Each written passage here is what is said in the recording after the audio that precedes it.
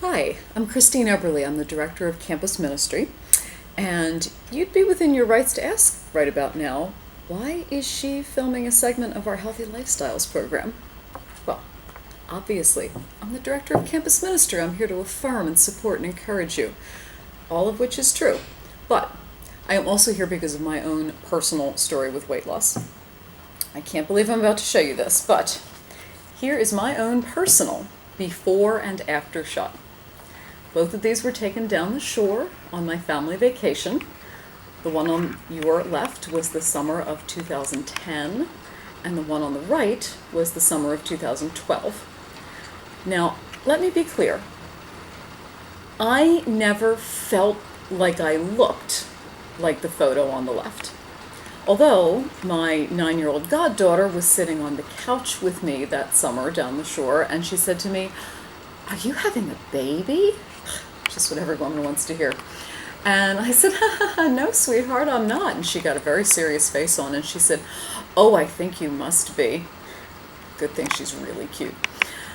But this is where I was. And I think the reason that I didn't feel like this is that it took me a long time to get there. I think I had been, as an adult, putting on maybe 5 pounds a year.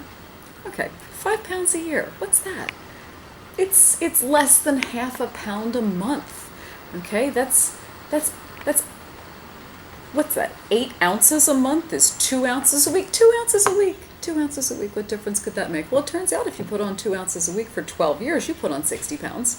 And you look like the photo on the left. So,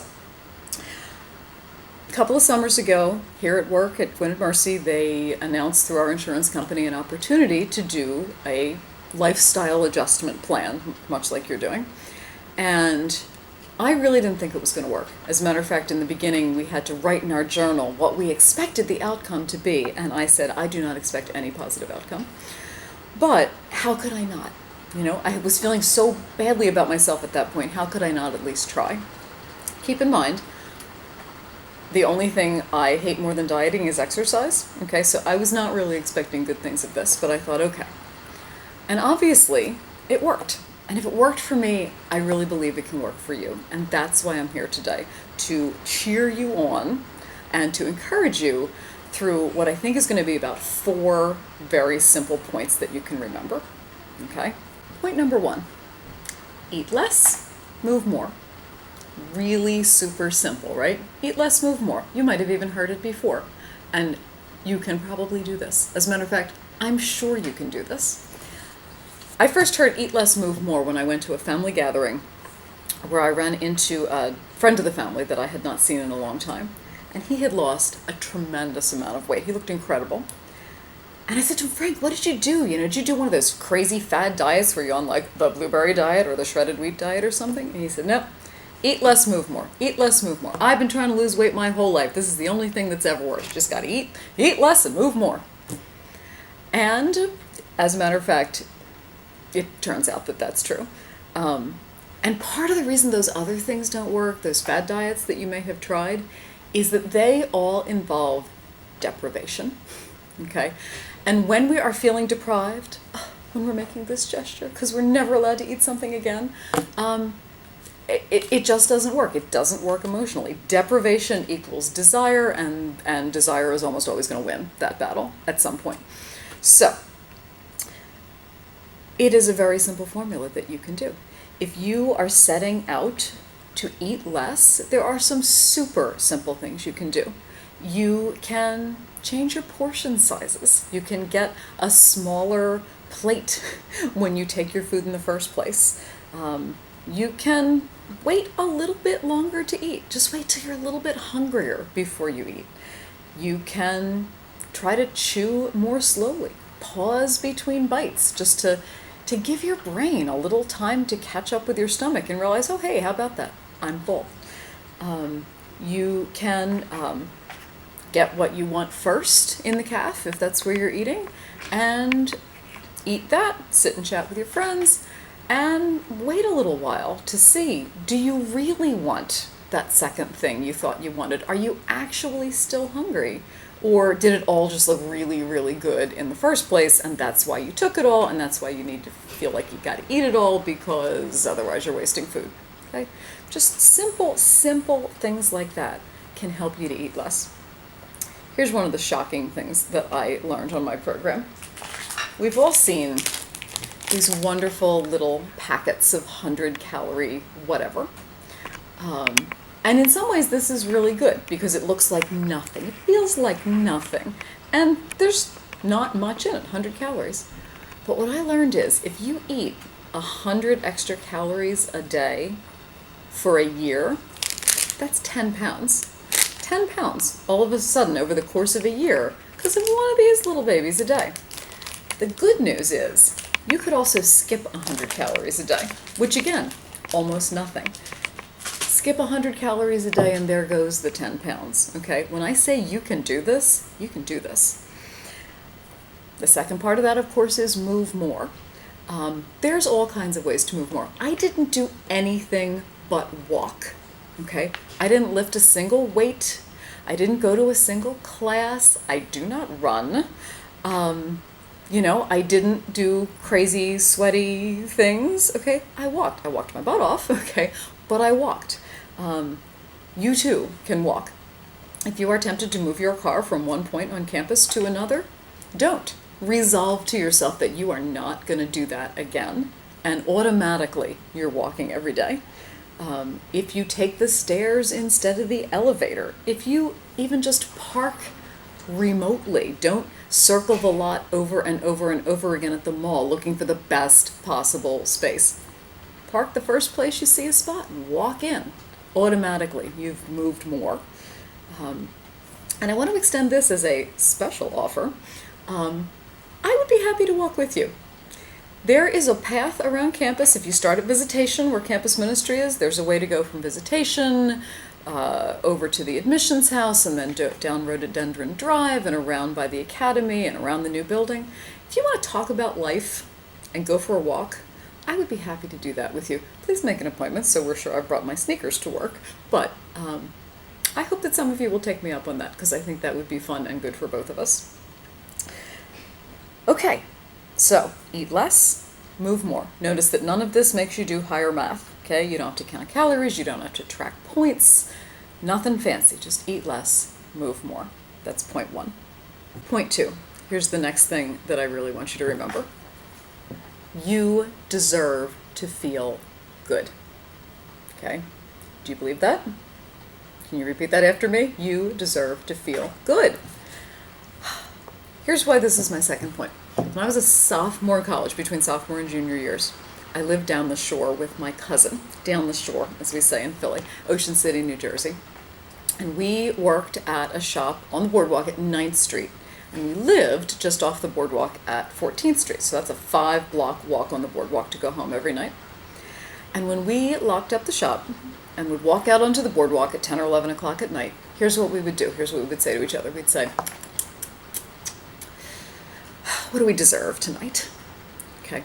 What we meant by that was, do we deserve ice cream, giant cookie, corn dogs, Chinese food, fudge? What do we deserve tonight? Because it's been a long, crummy day full of really annoying customers in our little shop. So what do we deserve? Okay. Why did I think I deserved to fill my body with junk food every night? Okay. That's a really valid question. But I think in our society, we are so used to equating food with reward, okay? We start learning it as little kids. If you're good in the store, you can have a cookie, okay? Be good and you get fed. That's what we learn. And so for us, food becomes a comfort and a consolation.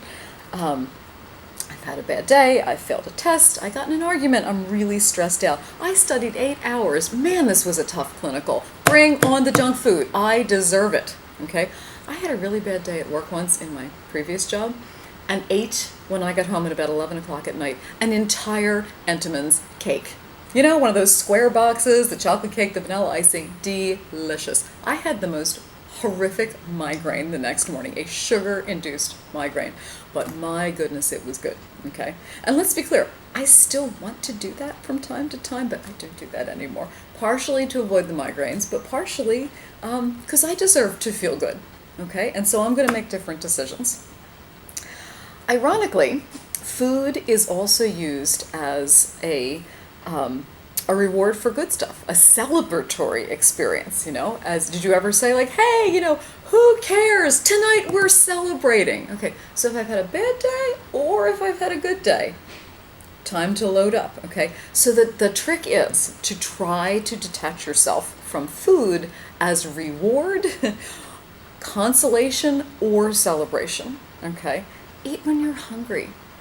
That's so simple. Eat when and because and only because you're hungry. Find other ways to console and congratulate yourself. Okay? When it seems like there is nothing you want more than to dive into that giant bag of pretzel M&Ms, remember, there is something you want more. You want to feel good because you deserve to feel good. And so keep your eyes on that prize and walk right on past that temptation. Maybe do a couple laps past that temptation, because what you really deserve is to feel good, and I want you to feel good. Point number 3, a little math saves a lot of heartbreak. Okay, now I said that I wasn't really into doing the math before, the counting calories and the tracking points, and I'm still not into a whole lot of math. But there is one little secret that I learned that has helped me tremendously. And it involves math, but only a little bit. You can do this. Okay, I mentioned that giant bag of pretzel M&Ms earlier. And obviously, that bag of M&Ms is a giant vat of sugar. You know that, okay? But sometimes it's really hard to tell how much sugar is in something. We don't necessarily have an intuitive sense of that. And part of the problem is that sugar on nutritional labels, first of all, it's one of the things that's not in bold on the nutrition label, which I find curious, but also it's listed in grams, okay? What's a gram? How big is a gram? Okay, maybe if you're a science major, you know this. I don't know this. I don't know how much a gram is. It's not like we ever say, please pass me a gram of sugar, or I take 3 grams of sugar in my coffee. Okay, we don't talk in grams. We don't measure in grams. So here's the secret math, and this is the thing you really need to hang on to. 4 grams of sugar equals 1 teaspoon. Whoa. See, I told you it was easy math. That's math we can do. 4 grams of sugar equals 1 teaspoon of sugar. Okay. So, that little bit of math is the secret to spotting hidden sugars, and therefore, we are going to play a little game. Things that you might consider part of a healthy breakfast. Maybe even a light breakfast. Okay. We've got a bowl of cereal, and this is all 1 serving, just in case you're wondering if there's a trick to the serving size. There's not. We've got a bowl of cereal. Okay, now granted, it's sugar cereal. It's frosted mini wheats, but they're mini, and it's got the word wheat in it. Okay, so could be part of a healthy breakfast. We've got Greek yogurt, fat-free Greek yogurt. You see that big 0 on the front, raspberry flavored. Greek yogurt being now all the rage, of course. And we've got this 8-ounce glass of orange juice, traditionally understood to be an essential component of a healthy breakfast. Okay. You might very well eat something like this every morning. You might make the shift from having, say, bacon and eggs to this and feel like, woohoo, I'm really doing a good thing for myself. Okay. So what I want you to think about for a minute, and before I give the answer, you can hit the pause button if you want. Where do you think the most sugar is in this? I asked a student this earlier today when I was putting this box together, and she's like, I think this is a trick question. And of course it is something of a trick question. So let's go through it. You decide where you think the heaviest sugar is, and then we'll go through it. Okay. So there is, of course, sugar in the cereal, as you might expect. It is frosted mini wheats. There's 14 grams of sugar in the cereal. Okay, so doing the math, 3.5 teaspoons. Okay. In the yogurt, because of the raspberry flavoring, despite the fat-freeness, there's 19 grams of sugar. So 4 3/4 teaspoons of sugar. More sugar in the yogurt than in the frosted cereal. But the real killer, seriously, is the orange juice. Okay, and a lot of people really find this to be a surprise. Let's talk about the orange juice. Let's talk about how many teaspoons of sugar are in the orange juice.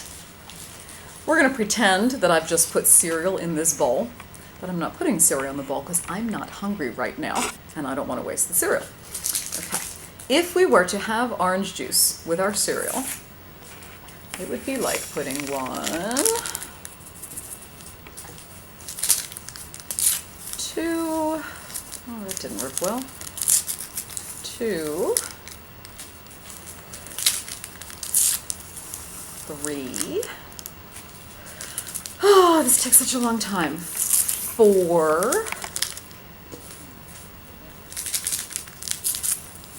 5,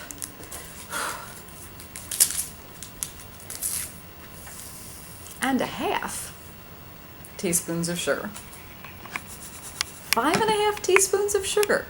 If you had a child, would you dump that on their Rice Krispies and call it an essential component of a healthy breakfast? No, you would not, okay? So for Pete's sake, water it down, or better yet, eat an orange, okay? And actually, watering it down is probably even better because staying hydrated is huge.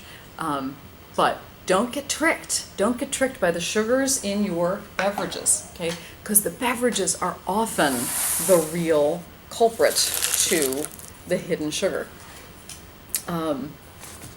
Powdered drinks and sodas and all that stuff. Just do yourself a favor. Read the label, do just a little bit of math, and save yourself a lot of heartbreak. Okay, finally, and I think this might be the pep talk they were hoping for when they asked me to do this particular taping. Here's what I want you to hold on to. Every day, a new decision. Or, if that seems like just a little bit too much time to hold on to, every bite a new beginning. Okay. So you slipped. Everybody slips. You intended to have 2 slices of pizza for lunch, but you had 3. So, having blown your diet anyway, you went back for ice cream. And now it's dinner time, so again, having blown your diet today anyway, what are you going to do? You're going to maybe head to Chipotle for a giant burrito? Maybe you could go to KFC for a bucket of chicken. Or maybe you could say to yourself, wait a minute, Christine said every bite's a new beginning, okay? And every day's a new decision. All that matters is what you're going to put in your mouth next, okay? Because there's no such thing as ruining your diet for the day, or the week, or the month, or your lifetime. All you have is the time that is immediately in front of you. All you have is whatever you decide to do with that next meal. You get to start fresh every time you put something in your mouth or not, every time you go for a walk or don't, okay? Every day, a new decision. Probably a good place for me to end this, since, once again, I'm the director of campus ministry. Catherine McCauley, founder of the Sisters of Mercy, said, "Let us resolve to be good today, but better tomorrow." I'm pretty sure she wasn't talking about diet or healthy living, but it's still very good advice. Resolve to be good today and better tomorrow. You can do this. Good luck, and let me know how it goes.